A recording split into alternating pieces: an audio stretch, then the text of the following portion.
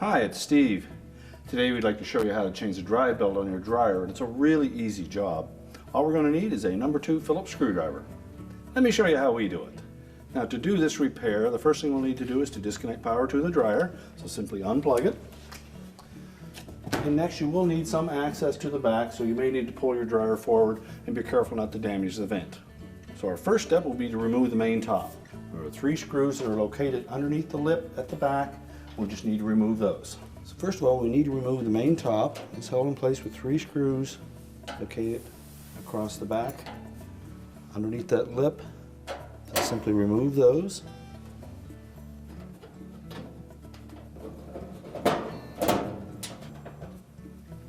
Now once we've removed the 3 retaining screws at the back of the main top, we can then just pull it back a little bit and then lift it off of the cabinet. Now with the main top removed, our next step will be to remove the control panel or console, and it's held to the machine with 2 screws, one on either side. We'll remove those first. These screws are a little bit different than the remainder of the screws that we'll be taking out, so keep them separate.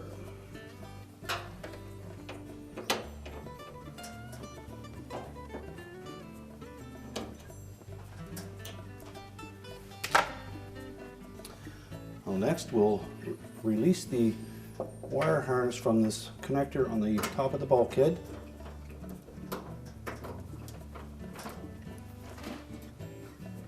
Just separate those and pull it out through. And then across the back of that control panel housing, there are 3 or 4 little tabs that clip onto a metal bracket. So we'll need to pry up with our hands on those and pull back.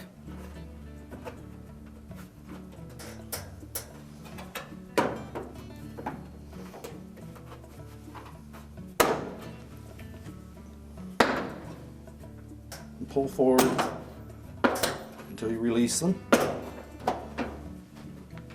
There are also a couple of tabs on the bottom. We need to just shift that slightly, lift up on it, and then pull it out.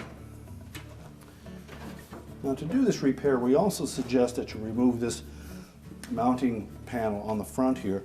It's held in place with 1 screw on either side and then a short one down through the top on either side.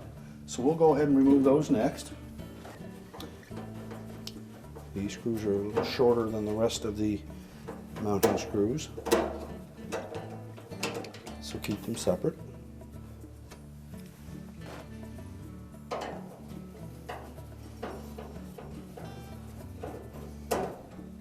Now before we can remove the control panel mounting bracket, we need to remove 4 screws across the top of the front panel. So with the control panel tilted down out of the way, just remove 2 on the right hand side.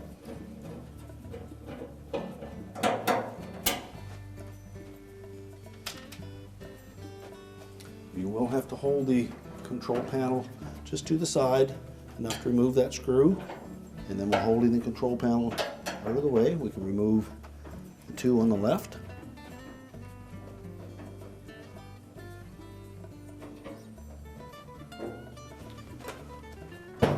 Now next we'll remove the remaining 2 screws that secure that control panel mounting bracket to the cabinet. There's 2 in the face, 1 on both sides. So pull the control panel away and remove the 1 on the left.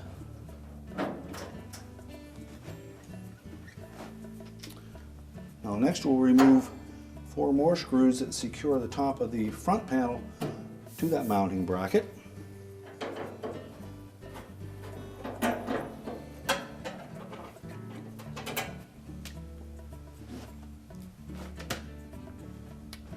We can now, while supporting that control panel, we'll tilt the top of the mounting bracket away from the cabinet. Just lift up slightly, pull it away.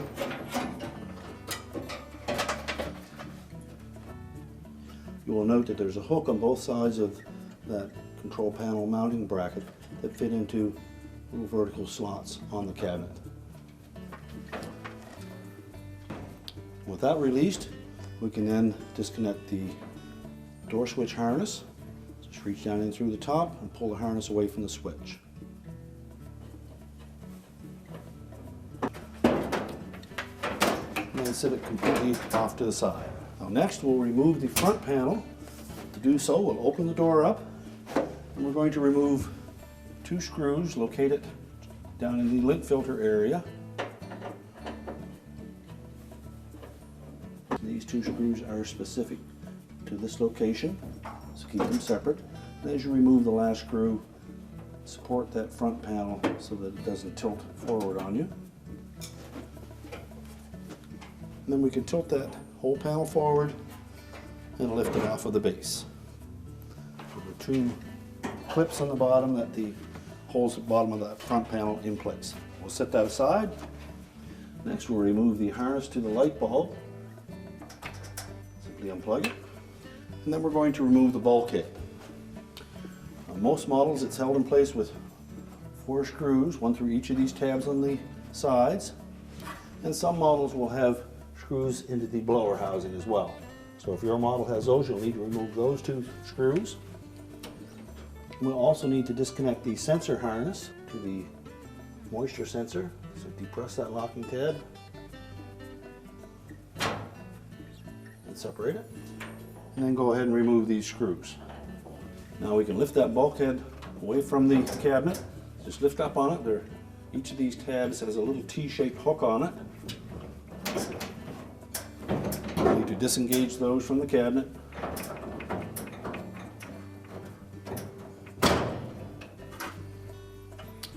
Lift up slightly on the drum and then pull that housing away.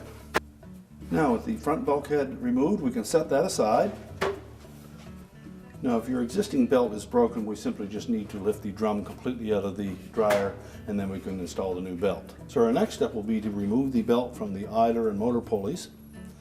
So we're going to reach in on the right hand side. You'll feel the belt as it comes down off the bottom of the drum and wraps around the idler pulley. So go in through from the left side and you'll feel that same idler pulley. So we're going to push the pulley bracket to the left. That'll release the tension. Just roll the belt off of it. The belt is now free and we can lift the whole drum assembly out through the front. Use the belt to support the weight. With the drum pulled out of the dryer, we can then remove the old belt and discard it. So we can discard the old belt. We'll take our new belt. We want to make sure that we install it with the groove side of the belt facing the drum. So we'll loop that around the drum.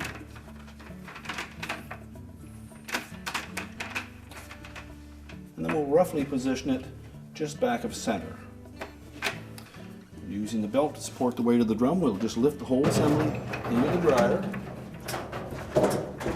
And we'll fit the back of that drum onto the rear drum rollers. And again, just make sure that that belt is groove side against the drum. Next, we need to reinstall the belt onto the idler and motor pulleys. So we'll do that by reaching in on the right hand side and on the left side. Locate the belt, and again feel to make sure that we have no twists in it and that we have the groove side facing the drum. Locate the idler pulley, and then we're going to tilt that idler pulley to the left, and we're going to bring the belt across the top of the idler pulley from the left side, across the top of the idler pulley, wrap it around it, back to the left, and then loop it over the motor pulley. So that will put the groove side of the belt into the motor pulley and the flat side of the belt onto the idler pulley.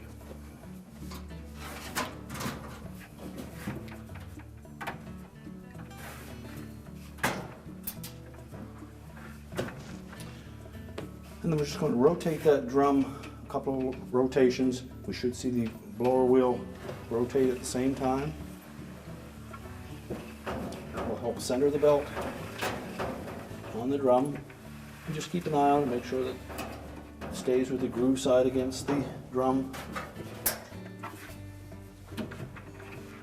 Double check, make sure it stayed flat side on the idler pulley and groove side on the motor pulley. And now we can put the front bulkhead back on. Now when reinstalling the front bulkhead, we need to make sure that these little T-hooks properly engage the openings in the lip of the cabinet at the front. We'll also have to make sure that the drum sits firmly on the front drum rollers. So we'll lift up on the drum as we position the bulkhead. We need to make sure that that little T-shaped hook fits into that slotted opening. And they should drop down so that the screw holes line up. We'll then replace the 4 screws.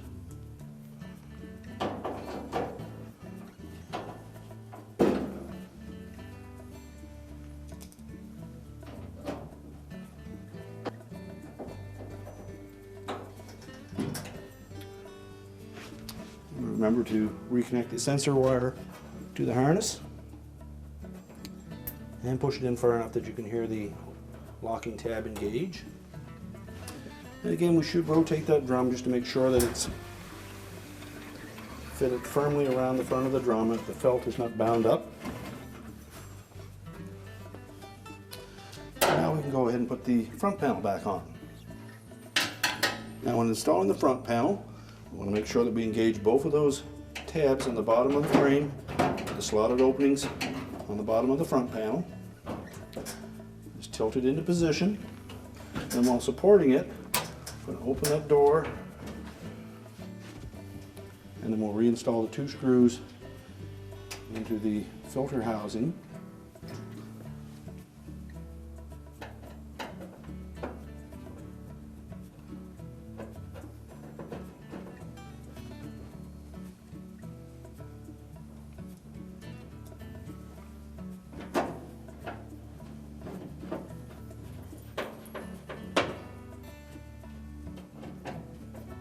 Tighten those securely and then close the door up.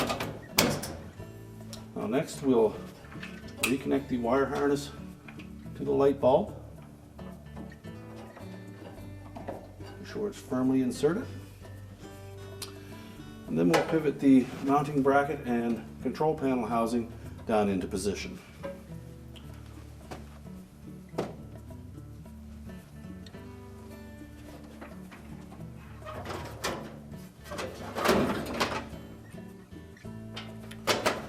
Tuck the wire harness for the door switch out first, and then we need to position that mounting bracket in behind the lip of the front panel on both sides.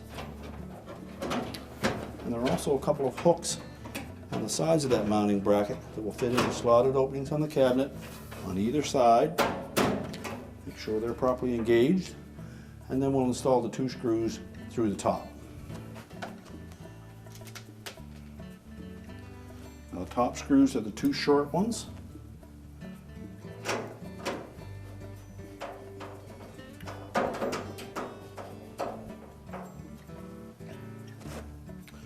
Tighten them both firmly.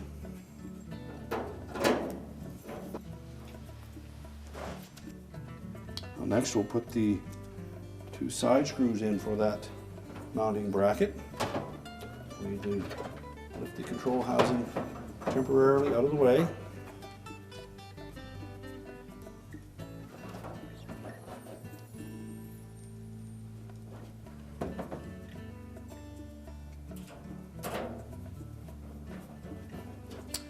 Next, the 4 screws across the top of the front panel.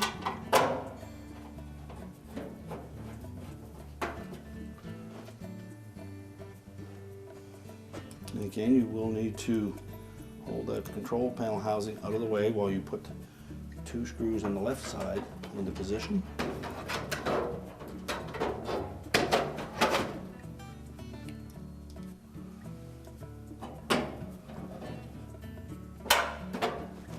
Now with all the screws tightened securely, we next need to make sure that we reconnect the wire harness to the door switch. And you'll note that there is a groove on one side of that connector It will face towards the drum. Make sure it's fully inserted into the door switch. And then we can reposition the control panel. As note, there are a couple of tabs on the bottom that will fit into these slots on the top of the front panel.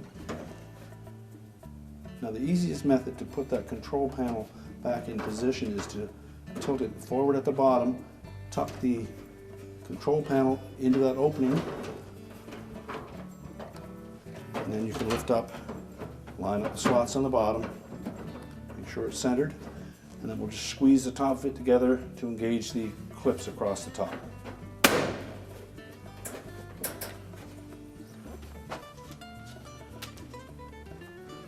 We'll install the 2 retaining screws and the mounting bracket into the control panel housing.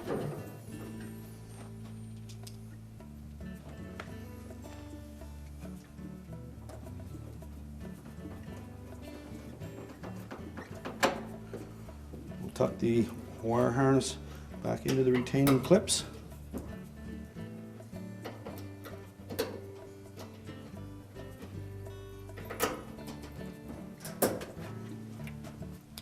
And now we can put the main top on.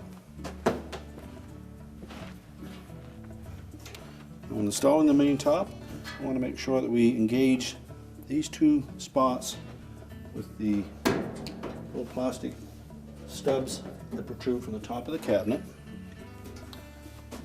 So line it up side to side properly, set it back about an inch gap between the back of the control housing and the top, and push it forward, and that should engage the top.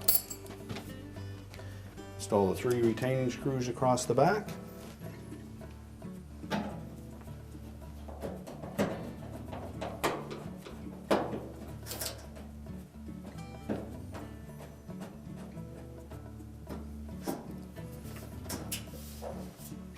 We're now ready to push the dryer back into position, reconnect the power, and our repair is complete.